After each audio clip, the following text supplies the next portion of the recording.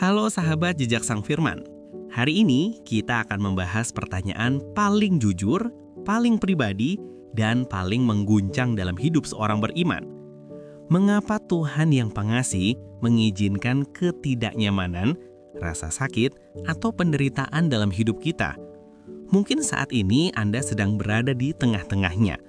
Kecemasan sosial media yang tak berujung, masalah keuangan yang membuat tidur tak nyenyak, atau bahkan kesepian yang menusuk di tengah keramaian.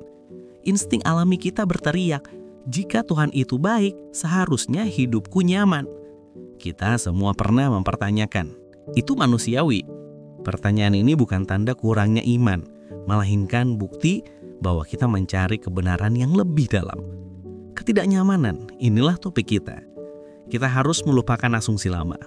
Apa jadinya jika rasa sakit itu bukan tanda ketiadaan Tuhan, melainkan alatnya yang paling rumit untuk pertumbuhan? Siapkan hati Anda, kita akan menyelam jauh. Ketidaknyamanan adalah kata yang kita benci. Di era modern ini, kita hidup dalam pengejaran tak henti-hentinya terhadap kenyamanan absolut. Kita punya aplikasi untuk menghindari antrian, filter untuk menghindari realitas, dan teknologi untuk menghindari interaksi yang canggung. Namun, inilah paradoksnya. Kenyamanan adalah lahan subur bagi kelesuan spiritual. Coba pikirkan, kapan terakhir kali iman Anda benar-benar bertumbuh besar? Biasanya itu terjadi bukan saat Anda di sofa, tetapi saat Anda berlutut di lantai yang dingin. Kami menyebutnya prinsip otot spiritual.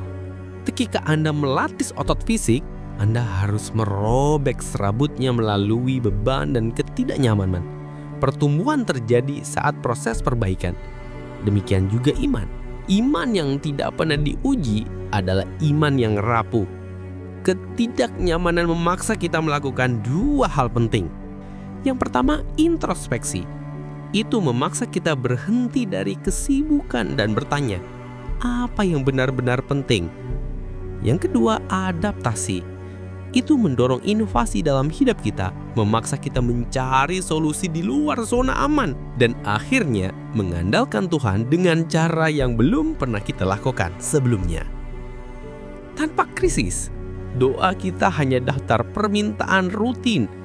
Dengan krisis, doa kita adalah jeritan yang jujur kepada Bapa. Alkitab menggambarkan ketidaknyamanan sebagai api pemurnian. Fungsi api bukanlah untuk menghancurkan, melainkan untuk memisahkan. Ketika kesulitan datang, ia bertindak seperti panas yang membakar. Ia tidak menghancurkan emas, diri kita yang sejati, melainkan memisahkan kotoran, kerak, dan ampas yang menempel. Apa saja ampas itu? 1. Kesombongan kita yang berpikir bisa mengendalikan hidup. 2. Ketergantungan kita pada harta benda dan pujian manusia. Lalu ketiga, prioritas kita yang salah, yang seringkali menempatkan karir di atas keluarga atau media sosial di atas Tuhan. Ketika Tuhan mengizinkan ketidaknyamanan, Dia sedang membentuk karakter kita menjadi serupa dengan Kristus. Tidak ada kasih sayang yang lebih besar daripada upaya seorang bapa untuk membuat anaknya menjadi versi terbaik dari dirinya. Perhatikan ini, empati terdalam kita, kasih karunia kita kepada sesama, dan kebijaksanaan yang kita miliki hampir selalu berakar pada pengalaman sakit yang pernah kita lalui. Kita hanya bisa menghibur orang yang berduka karena kita pernah berduka. Kita hanya bisa menopang yang lemah karena kita pernah lemah. Ketidaknyamanan adalah bahasa universal yang menyatukan orang percaya. Bagian tersulit adalah ketika kita merasa rasa sakit itu tidak masuk akal. Disinilah kita harus mengakui keterbatasan perspektif kita sebagai manusia.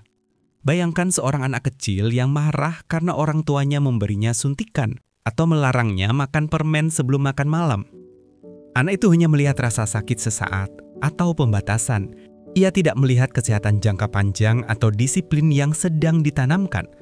Kita di hadapan Tuhan seringkali seperti anak kecil itu.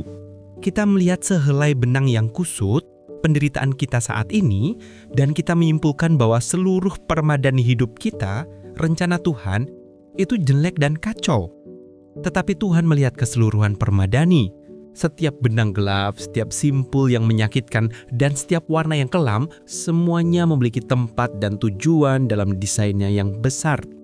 Roma 8 ayat 28 adalah janji besar, tetapi sering disalahpahami. Ayat itu tidak berjanji bahwa semua hal itu baik, melainkan bahwa Allah turut bekerja dalam segala sesuatu untuk mendatangkan kebaikan bagi mereka yang mengasihi Dia. Ketidaknyamanan kita mungkin bukan hanya tentang kita. Itu mungkin adalah benang gelap yang Dia perlukan untuk menonjolkan benang emas kesaksian kita di masa depan. Atau bahkan benang yang berperan penting dalam rencana besar penebusan yang tidak akan pernah kita pahami sepenuhnya di dunia ini. Jadi setelah kita memahami bahwa ketidaknyamanan adalah alat, bukan hukuman, bagaimana kita harus meresponsnya? Pertama, ubah pertanyaan Anda. Berhentilah bertanya, mengapa ini terjadi padaku? Ubah menjadi, apa yang Engkau ajarkan melalui ini Tuhan? Kedua, carilah komunitas. Jangan menderita sendirian. Penderitaan dirancang untuk menarik kita lebih dekat kepada Tuhan dan kepada sesama. Berbagi beban adalah perintah Kristus. Ketiga, beri izin Tuhan bekerja. Biarkan api pemurnian itu bekerja. Jangan melarikan diri dari ketidaknyamanan yang diperlukan. Rangkullah disiplin itu. Sahabat Jejak Sang Firman, tujuan akhir kita bukan kenyamanan, melainkan keserupaan dengan Kristus. Ketidaknyamanan hanyalah alat ukur termudah untuk menunjukkan bahwa kita sedang dalam proses. Jangan pernah biarkan rasa sakit Anda menjadi sia-sia. Biarkan itu menjadi katalis bagi pertemuan rohani terdalam Anda. Jika video ini memberikan perspektif baru bagi Anda, like video ini. Bagikan kepada teman yang sedang berjuang dan komentar di bawah. Apa peraturan terbesar yang Anda dapatkan dari ketidaknyamanan terberat Anda? Mari kita saling menguatkan. Terima kasih sudah berani mencari kebenaran yang dalam bersama Jejak Sang Firman. Tuhan Yesus memberkati.